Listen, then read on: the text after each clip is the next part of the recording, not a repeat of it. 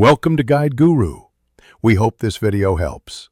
You start by preparing the device for safe troubleshooting.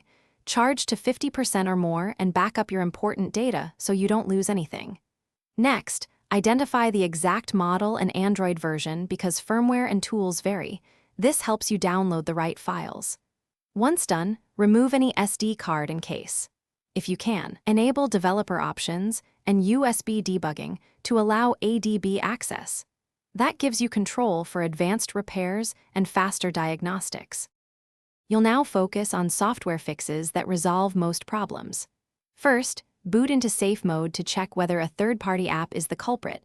If performance improves, uninstall the suspect apps one by one. If that fails, clear the system cache partition to remove corrupted temporary files.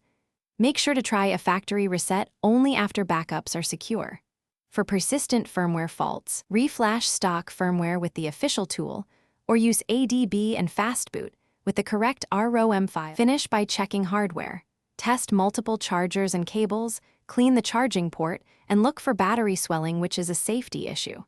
If the display or touch remains unresponsive after software repair, consider replacing the screen or battery.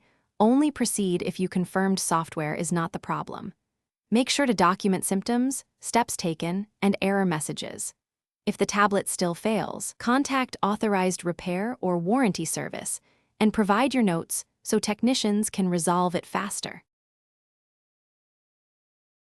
Thanks for watching. Consider subscribing if we helped you today.